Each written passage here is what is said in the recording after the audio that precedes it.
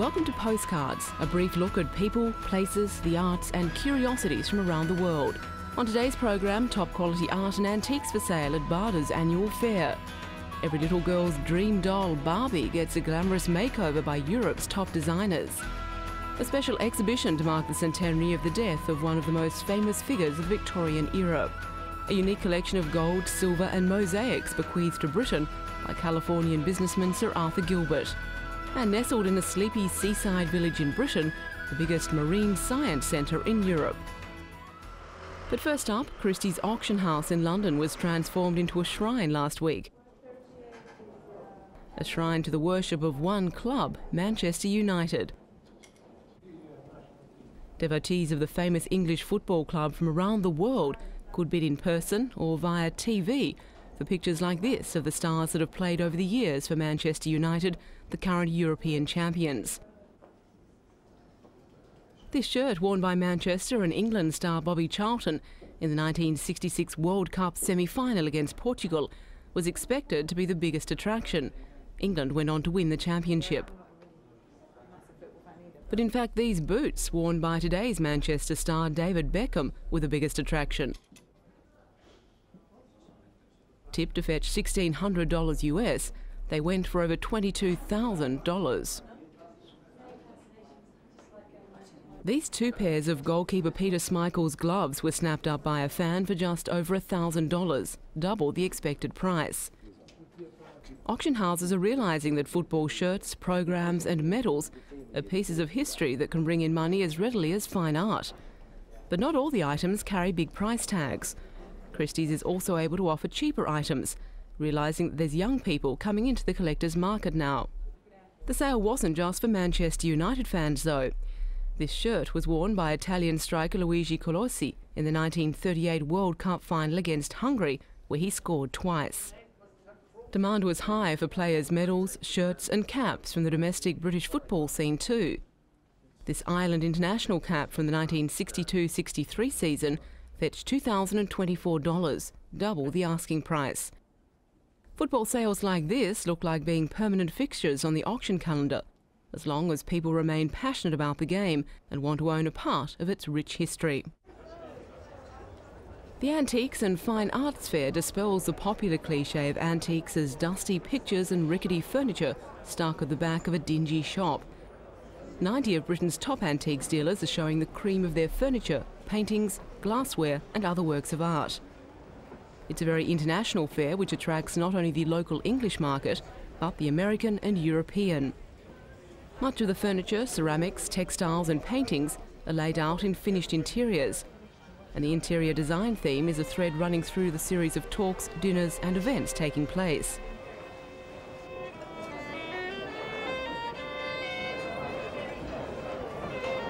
Not everything is up for sale. These pieces of English and Irish silverware from the Rococo period are on loan from the Ashmolean Museum in Oxford. The small curved lines and prettiness of the pieces is typical of this decorative style that originated in France. This 18th century Chippendale-style library table is one of the most expensive pieces, priced at $192,000 US. To impress your chess-playing friends, this ebony and rosewood games table from 1820 will set you back $29,000. There are also very decorative garden tools starting about $120. At the top end of the furniture market, you could buy a pair of George III beechwood armchairs for around $320,000. Forgeries are the bane of the art market, but all the dealers here, members of the British Antique Dealers Association, guarantee the authenticity of the items they're selling at this annual showcase of the antiques business. Supermodel Barbie, a fashion icon. Now top designers are competing with each other to design clothes for the blonde doll. The list of contributors to a new London exhibition in which Barbie wears designer clothes reads like a who's who of the fashion world.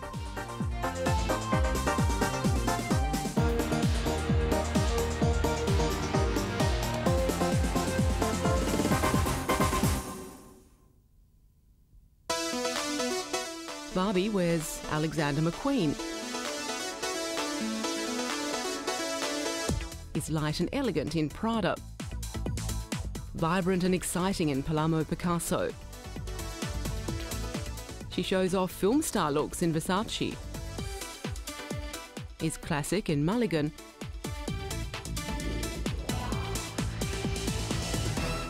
and spices it up in posh Maria Grushvogel. But Barbie is also a much maligned and sometimes controversial figure. Parents and feminists are not always keen to see her as a role model. Barbie is adventurous in Paul Smith.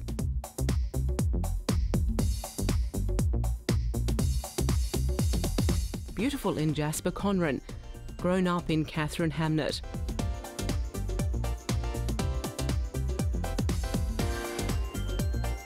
So many talents, so many looks, it must be hard to choose a favourite. A problem, no doubt, for the long-suffering Ken. Gallery manager Alan Hamilton's favourite is Jean-Paul Gaultier. Not only has he outfitted Barbie, but Ken as well, in kilt and Breton sweater. Gaultier also bored Barbie up to the minute with body piercing. When the exhibition at Proud Galleries closes, the collection will be sold at auction to raise money for the Elton John AIDS Foundation. Finally, there's a dreaming Barbie, thinking of Ken and the future.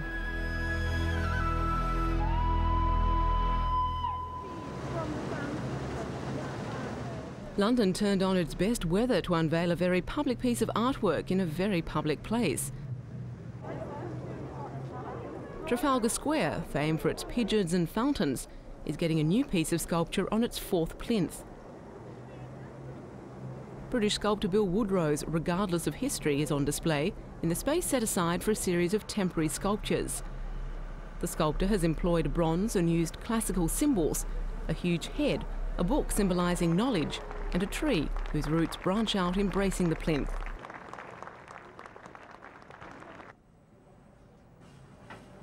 "30 pieces were cast separately and fixed together like a giant jigsaw puzzle.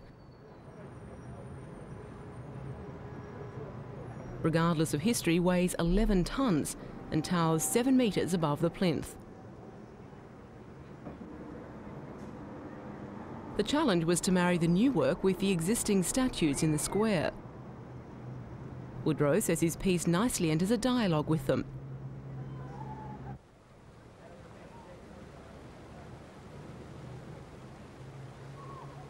Another difficulty lay in the necessity to incorporate the plinth, sculptures on plinths, having been out of fashion for some time.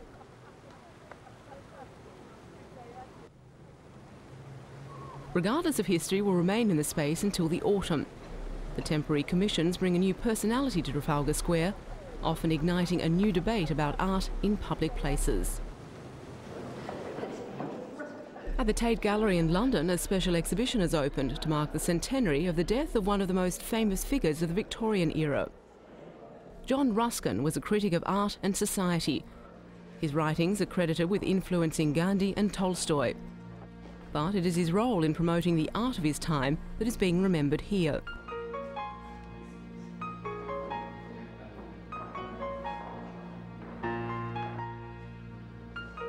Turner is celebrated now as one of the greatest artists of the 19th century Europe. But paintings like his Slavers Throwing Overboard the Dead and Dying, a powerful indictment of the slave trade, were dismissed as soapsuds and jam by critics until John Ruskin championed his cause.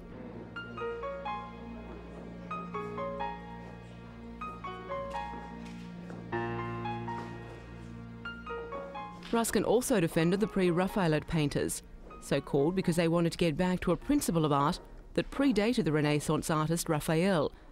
Old-fashioned maybe today, this was the avant-garde of Victorian England. Ruskin travelled widely, and wherever he went, he sketched.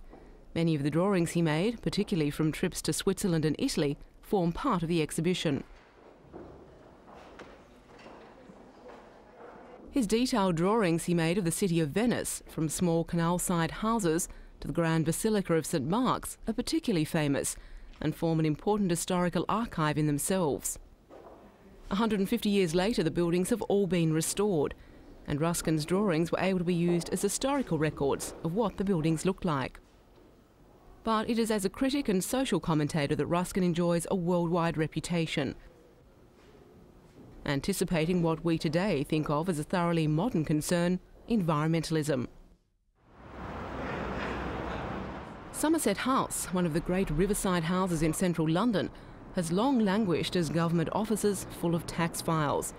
Now it's set to become one of the greatest art centres in Europe. A unique collection of gold, silver and mosaics, conservatively valued at $240 million US, has been bequeathed to Britain by Californian businessman Sir Arthur Gilbert, who was born and brought up in London. It's a stunning collection.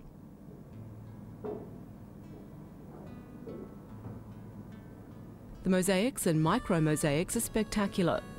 An all but forgotten art form, pictures are constructed entirely out of individual coloured pieces of stone and marble.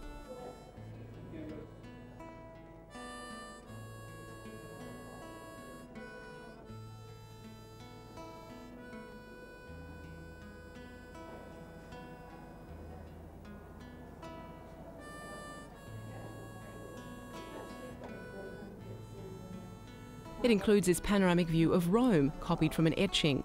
Unsigned, it was said to have taken 20 years to complete. From the grand statement to miniature craftsmanship, these 18th century gold boxes were made for European heads of state, including Louis XV, Napoleon and the Empresses of Russia.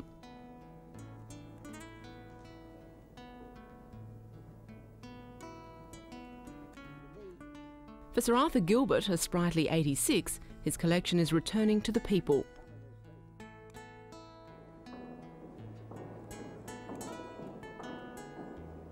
There are some very unusual objects on display, like this silver howdah or chair for riding on an elephant, and some magnificent and ornate timepieces. When the collection opens to the public, it will undoubtedly enhance Somerset House as an important cultural centre. A search spanning more than half a century ended this week in London when an oil painting, The Three Stages of Life, by German secessionist Leopold von Kalkreuth, was given back to a British family. It was the first piece of Nazi-looted art to be returned in Britain. The painting was a wedding gift for Mrs. von Gottlieb, late at Glanville, in 1924. Within days of the Anschluss in Austria in 1938, the von Gottliebs, Catholics of Jewish descent, were thrown out of their home by the Nazis and forced to scrub pavements with toothbrushes.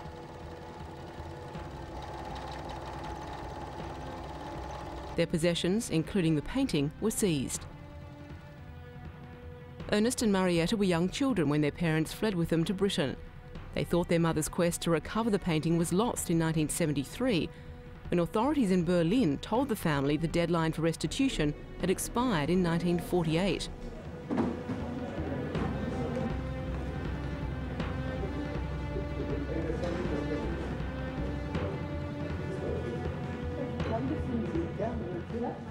But hope was revived when the case was referred to the Commission for Looted Art in Europe last year. 3 to 4 months were spent in research and obtaining all documentation. 10 weeks after the claim was submitted, news came that the painting was to be returned.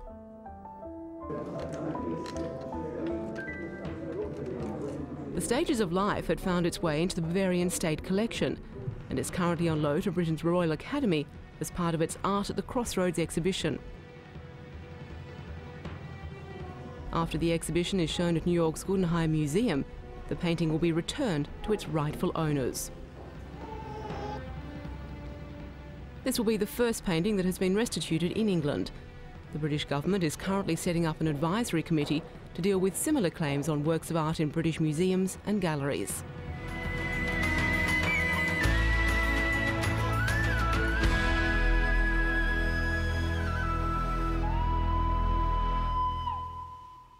Down House in Kent in southeast England, once the home of Britain's greatest naturalist, Charles Darwin. And along this path the famous scientist would stroll, wrestling with the concept of evolution, kicking these Kentish flintstones as he walked.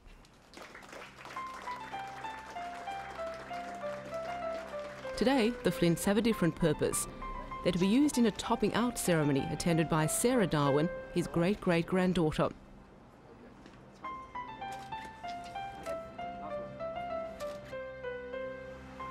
It's the completion of the highest point of Phase 1 of the Natural History Museum's radically new Darwin Centre.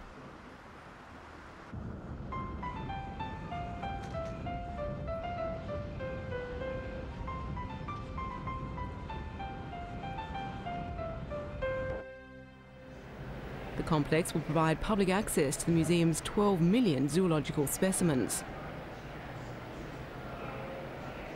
The museum has been awarded a $16 million US grant towards the cost of Phase 2 of the Darwin Centre, which will rehouse the insect and botanic collections. It will give visitors unprecedented access to an area of scientific work that is rarely seen.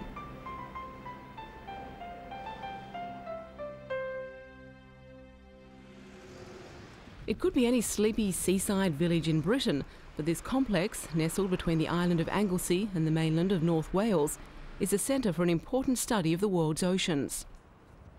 Bangor University's Ocean Sciences Unit is the biggest marine science centre in Europe and one of 2 centres of excellence in the United Kingdom. A unit at Southampton concentrates on deep ocean systems, while Bangor is concerned with so-called shelf sea systems, those closer to our shorelines and perhaps the most important of the oceanic regions. These students are part of an eminent tradition of marine sciences at Bangor, which dates back to 1948. During the 1970s and 80s, Bangor University captured world attention with its research into the way tidal stirring interacts with solar radiation. The team unravelled the fundamental control mechanism of shelf sea systems, identifying major oceanographic boundaries with patterns of activity which act a bit like weather fronts. Interesting from a physics point of view, these features represent a very interesting balance between heating and stirring. But they're also important from a biological point of view, because they're the focus of enhanced production. They are the preferred regions for the phytoplankton, the plants of the ocean, to grow and produce the base of the food chain, which feeds up through the zooplankton and into fisheries. A resource which sets Bangor apart from other similar institutions is this dedicated research vessel.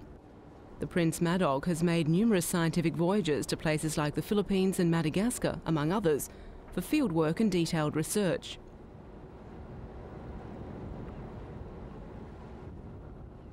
The university's demands on the 17-year-old vessel, though, have now outstripped its capacity. A major fundraising effort has attracted financial backing for a new, bigger ship with larger accommodation and enabling interdisciplinary work at sea.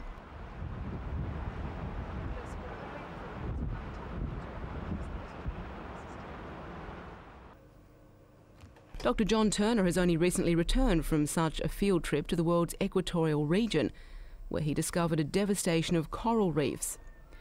Recent climatic fluctuations have caused widespread mortality of coral in the Caribbean, the Atlantic, Indian and Pacific Oceans through a process called bleaching. These are healthy reefs, brimming with marine life. The corals have microscopic algae living in their tissue, which photosynthesizes, producing food for the coral. The coral is the algae's host, and the two have a symbiotic relationship which forms the basis of the reef ecosystem. But when increased direct sunlight warms up the waters, the coral can become stressed. When the coral gets very stressed, the association between the algae and the animal breaks down, and the coral often gets rid of the algae. It expels them from the cells, and as a result of this, the coral loses the browny yellowy colour that it often has and becomes bright white. In fact, it becomes more like porcelain, and eventually it will just become brittle and crack away. This is the result of bleaching. On certain reefs, a worrying 80% of corals have died, and the fragile survivors now require urgent protection. Overfishing, the dropping of anchors on corals, nutrient runoff entering the seas, and pollution from pleasure boats all serve to weaken the reef. When water temperatures return to normal, new corals will try to re-establish themselves, but they will be very vulnerable. Protection and management plans are often difficult to enact as they force changes in human activity, but it's crucial if this precious ecology is to survive. Bangor University's Tropical Marine Farming program is one of its most successful initiatives, attracting worldwide interest and financial support. These tanks contain some of the most sought-after specimens of the lucrative aquarium trade. In the wild, they're hunted using unscrupulous methods, hunted almost to extinction. Divers go onto the reef and they squirt cyanide solution onto the corals. This anaesthetises the fish which then float out of the holes in the reef, from which they can be collected quite easily. The corals can't escape this toxin, so then die, as do many fish, which are of no value to the collector. 8 different species have been successfully spawned in Bangor's labs, including seahorses, clownfish and the highly prized cleaner shrimp. These fire-red species are the first ever to be bred in captivity. Natural marine conditions in the tropics are difficult to replicate in the lab. Bangor scientists have identified specialised feeds, optimum temperatures and light for the breeding of these rare creatures. They plan to share their findings at an international level, which will in turn protect vulnerable species in the wild.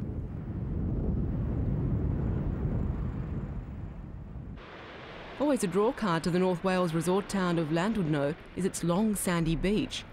But each year whole sections are washed away by strong currents. Expensive shoring up works are needed to preserve the picturesque coastline so vital to the Welsh economy.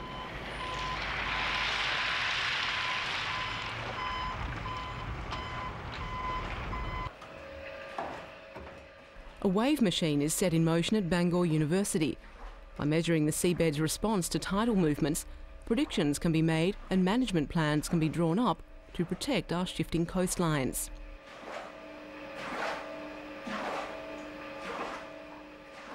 The impact of the groundbreaking work underway at Bangor's Ocean Sciences Unit has an immediacy and visibility unusual in scientific research.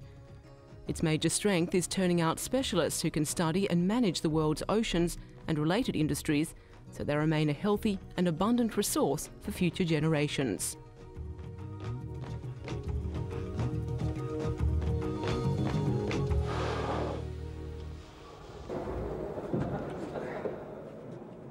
It's one of the world's most famous steam locomotives, and now Stephenson's rocket is returning to London. Arriving at the Science Museum, it was carefully unpacked. The rocket is to form the centrepiece of a new gallery dedicated to 250 years of technology and engineering history.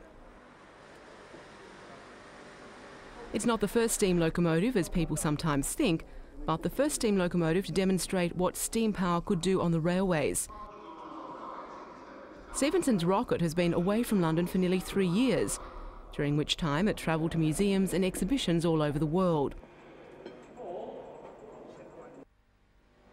Alongside the Apollo 10 capsule that went around the moon in preparation for the first moon landing and other engineering achievements, curators are expecting the Science Museum's new gallery to be a huge success and drawing thousands of overseas visitors every year.